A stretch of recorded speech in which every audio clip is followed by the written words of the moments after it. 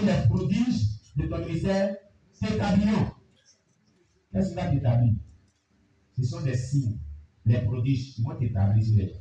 On ne force pas quelqu'un pour établir l'homme. Non, l'homme ne s'établit pas. Non. Non, ça ne se force pas.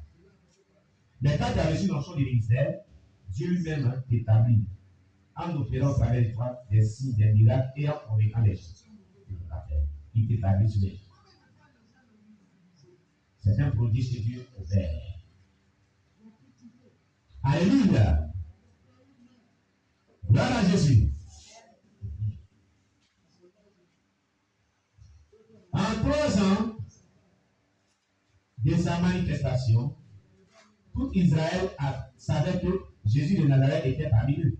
3 ans seulement. En 3 ans, tout Israël a été ébranlé par l'impact de sa vie ministérielle. Ce que Jésus a fait en 3 ans valait la préparation de 30 ans. Dans le corps de Christ aujourd'hui, il y a beaucoup de travaux faits avec très peu d'onction. Beaucoup d'énergie avec très peu d'onction. Et les gens sont tout le temps fatigués. Et il y a des préparations parce qu'il y a peu qui sont prêts à payer le prix. Très peu sont prêts à payer le prix de l'onction. Si seulement un seul homme était prêt à payer le prix que Jésus a payé, l'onction de cet homme-là va ébranler le monde entier. Bon, aujourd'hui, qui est prêt à payer le même prix? Pas le même type de prix que Jésus a payé à la croix. Parce qu'il n'y a pas quelqu'un qui avait fait le sacrifice. Amen. Alléluia. Nous allons parler maintenant de cette préparation pour l'onction. Cette préparation pour l'onction. L'onction du ministère. La préparation pour l'onction du ministère. Oh, je suis un appelé, j'ai un appel sur ma vie. Et puis, c'est toujours des problèmes. C'est toujours des problèmes. On n'exerce pas le ministère dans le désordre. On ne brûle pas les étapes dans le ministère. Il y a des interdits. Quand tu es enfreint à ces interdits, attends-toi aux conséquences. Il y a ces choses qu'il ne faut pas faire dans ton appel. Tôt ou tard, tu vas t'attraper devant. Quelqu'un ne comprend bien. Donc, dans le temps de préparation pour l'onction, il faut tout faire pour haïr le péché sur toutes ses formes. Tout ce qui est péché, tout ce qui est mauvais, tout ce qui ne plaît pas Dieu là. Il faut que ça soit ta devise. Il faut haïr cela au nom de Jésus. Et deuxième devise, dis-toi que peu importe, je suis prêt toujours à être soumis à toi, Jésus. Et être soumis à mon responsable hiérarchique ou à mon père dans la foi au nom de Jésus. C'est tout. Si ces 2 principes de vie là, tu les as et tu les manifestes, je te le dis en vérité, tu réussiras dans ta vocation et tu seras meilleur.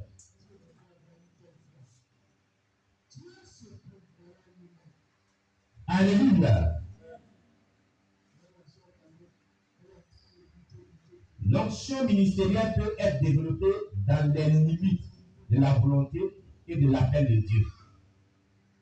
Dans les limites de la volonté et de l'appel de Dieu. Paul se développa d'enseignant à évangéliste, puis apôtre. Il était enseignant, à un évangéliste, à un apôtre. Voilà pourquoi, sinon, vu que le ministère d'apôtre, il peut toucher un peu certains ministères. Il peut jouer le rôle d'un évangéliste, quand besoin se fait sortir. Il peut jouer le rôle d'un pasteur. Il peut jouer le rôle d'un prophète. Il peut jouer le rôle en tout cas, un homme de Dieu. Et il joue le rôle de son ministère. Ça dépend. L'apôtre l'a fait. Il joue le rôle d'un docteur. Le ministère d'apôtre, souvent, accompagne de certaines grâces. Voilà pourquoi c'est manifeste comme cela. Amen. Alléluia. Actes des Apôtres, chapitre 11, verset 26. Actes des Apôtres, chapitre 11, verset 26.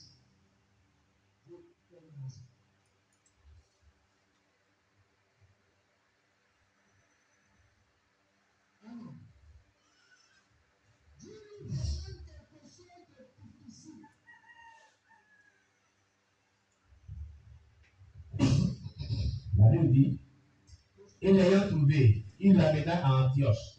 Pendant toute une année, il se réunit aux assemblées de l'église et il enseignait beaucoup de personnes. Ce fut à Antioche que, pour la première fois, les disciples furent appelés chrétiens.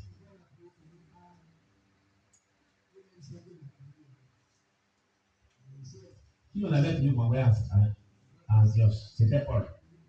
Dans le verset 25, il a dit, Barnabas s'est rendu ensuite à Tarse pour chercher Saul. Et l'ayant trouvé, il l'amena à Antioche pendant toute une année et il se réunit aux assemblées de l'église et il enseignait beaucoup de personnes. Ce fut à Antioche que, pour la première fois, les disciples furent appelés chrétiens. Donc, Paul aussi a enseigné les gens comme un enseignant. Amen. Alléluia. Actes des Apôtres, chapitre 13, verset 2.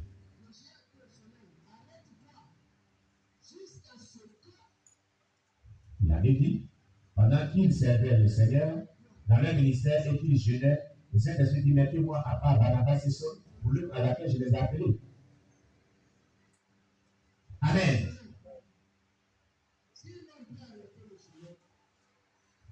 Philippe se développa de diacre à un évangéliste. Il était un diacre au préalable, mais après il fut un évangéliste puissant. Philippe. Il y a souvent certains ministères qui peuvent ne pas être vraiment découverts dès le départ. Ça ne vaut pas souvent certaines personnes disent qu'ils sont évangélistes prophètes. Docteur apôtre. Et ça étonne certaines personnes de savoir. Pourquoi on fait des évangélistes prophètes? Pourquoi on fait pasteur docteur? Pasteur apôtre. Regardez. Il se développa de diacre à un évangéliste. Acte 6, verset 7. Acte des Apôtres, chapitre 21, verset 8. Tenez Acte des Apôtres, chapitre 6, verset 5.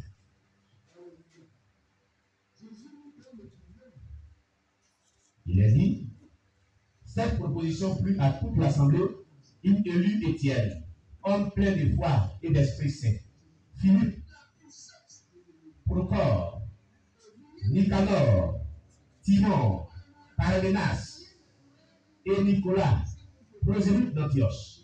Ce Philippe dont il est question, c'est de lui qu'on parle. Il était parmi les diacres qui étaient établis par les apôtres. Donc, avant d'être un évangéliste puissant, il fut diacre. Et de sa position diaconale, il a évolué. Il a eu une progression spirituelle. Et c'est Dieu qui fait ce travail. Ce n'est pas l'œuvre de quelqu'un. Amen. Nous allons voir dans Actes des Apôtres, chapitre 21, verset 8. On y va. Vous allez voir ce Philippe-là. C'est qui va faire les. Et c'est diacre. Regardez ce qu'il va dire. Actes des Apôtres, chapitre 21, verset 8. Nous dit ceci.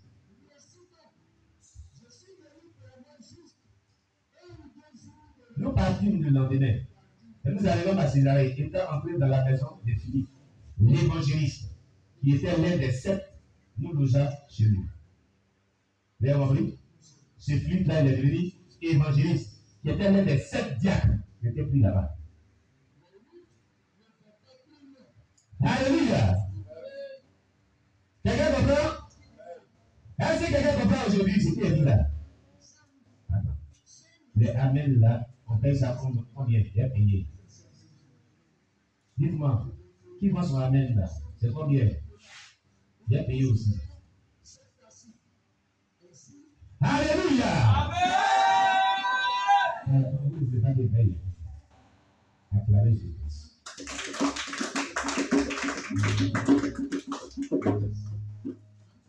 Philippe était diacre.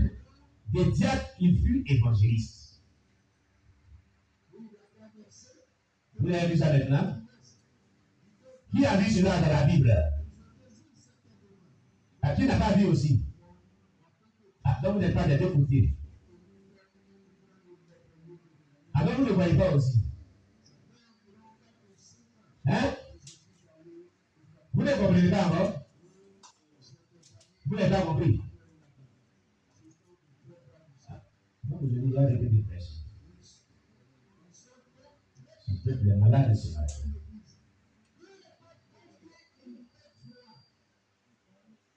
Qui comprend ce qui est dit dans la Bible ici? Qui ne comprend pas encore? Qui ne comprend pas de lever les doigts? On va vous expliquer. Voilà. Yes. On y va. Je vais reprendre pour comprendre très bien. Il y a des personnes que Dieu fait évoluer en fonction de leur appel. Ces personnes sont rares. Ce n'est pas tout le monde. Il y a des personnes que Dieu fait évoluer en fonction de leur appel. C'est que Dieu fait avec eux. Il les fait passer d'une étape à une autre.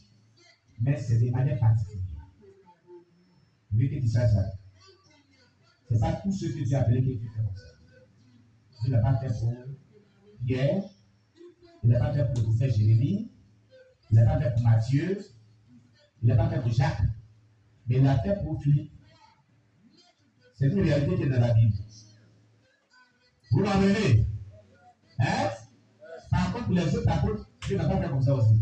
Donc, c'est une grâce exceptionnelle pour lui. Comprenez cela.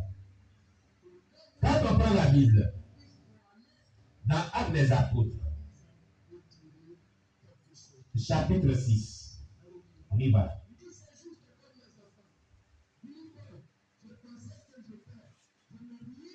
Amen. On va lire à partir du verset 1 jusqu'au verset 5. Il est dit, en ce temps-là, le nombre des disciples augmentant, les ennemis se murmurèrent contre les Hébreux, parce que leurs veuves étaient négligées dans la discussion qui se faisait chaque jour. Les 12 convoquèrent la multitude des disciples et dit, il n'est pas convenable que nous laissions la parole de Dieu pour servir aux tables. C'est pourquoi, frères, choisissez parmi vous 7 hommes. 7 hommes, retenez le mot 7 là. Utilisez ça quelque part. Vous allez voir.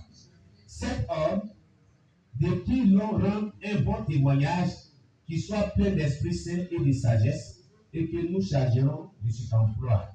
Et nous continuerons à nous appliquer à la prière et au ministère de la parole.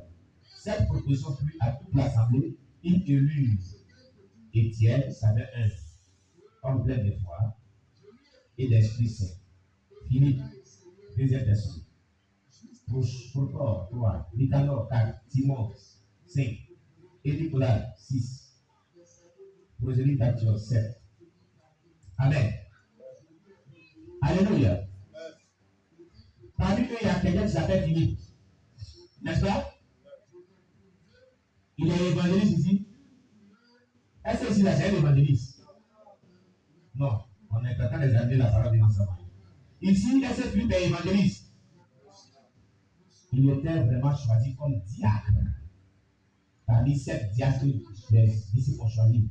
Ils ont choisi 7 diacres pour s'occuper des affaires de l'église. 7 diacres. Parmi les 7 diacres, Philippe figurait parmi les 7. Tu comprends ce prière-là d'abord? Est-ce que quelqu'un le comprend maintenant? Voilà. Même si ton esprit n'accepte pas ça, c'est la vérité qui est là. C'est ce qu'on l'a dit ensemble. C'est pourquoi dans l'exégèse, on aborde des textes bibliques, pas avec une approche déductive. Il ne faut pas déduire dans ton esprit ce qu'il faut t'enseigner là, pour aborder le texte. Mais il faut aborder le texte avec un esprit inductif. C'est-à-dire libre. Tu abordes des trucs, tu vas voir la vérité en face. Amen. Parce qu'ils ont vraiment dit aux gens que il n'est pas. Les gens disent 2 17, 3 17, 4 17, non, ça a embrouillé les gens. Mais ce test-là, il faut bien l'aborder, il faut bien les amis, tu vas comprendre. J'espère qu'il me fait comprendre. Hein?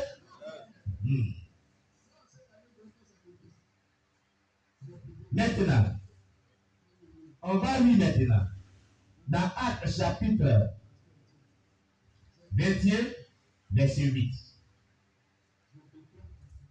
Actes des Apôtres chapitre 21, verset 8.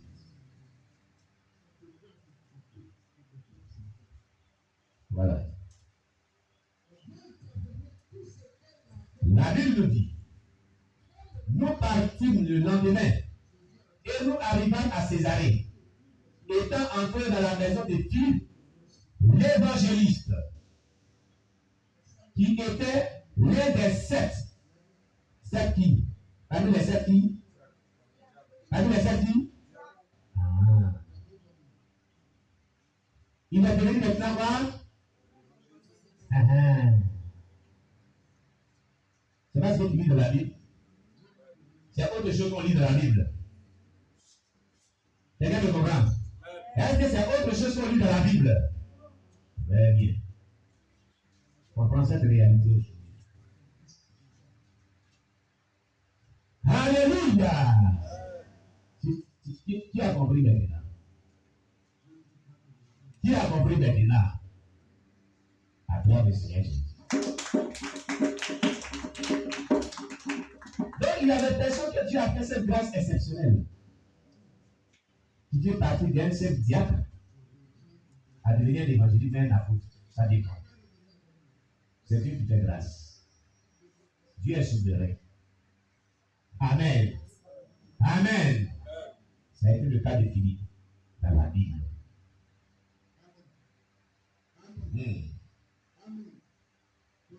C'est Dieu qui fait ça, c'est pas un homme. Gloire à Jésus-Christ. Donc, dans la préparation, certaines personnes, Dieu peut développer leur ministère et puis leur ministère peut vraiment aller de cette manière, évoluer de cette manière. On peut ne pas vraiment canaliser leur ministère. Dans le départ, on m'appelait prophète. Quand j'étais avec mes parents spirituels, et quand il est juste après qu'on ait la semaine, on me dit prophète. Il dit un livre. Il est prophète. Jusqu'à après qu'on fait d'autres prophètes, il dit prophète. Vous m'avez? Mais Dieu fait grâce à qui il veut. Alléluia. Oui. Il fait grâce à qui il veut. Donc, pour se développer dans l'onction ministérielle, nous devons comprendre que Dieu a disposé des phases. Dans chacune de nos vies, il y a des phases de développement. Amen. C'est Dieu qui les dispose. Les phases sont des plateaux qui jalonnent les montagnes dans nos vies. Les plateaux ne sont pas conçus pour nous rendre stagnants. Elles constituent simplement une phase de repos, de récupération et de consolidation de notre compréhension spirituelle et des expériences que nous avons reçues dans chaque étape de l'ascension de la montagne dans notre vie. Alléluia. On va comprendre le besoin des phases. Chaque ministère a besoin des phases de son ministère. Les 5 phases. Et c'est très important. Alléluia. J'ai été saturé au point de perdre le sommeil lorsque le Seigneur Jésus m'est apparu et qu'il m'a parlé de l'onction. Pendant 4 heures, disait un homme de Dieu.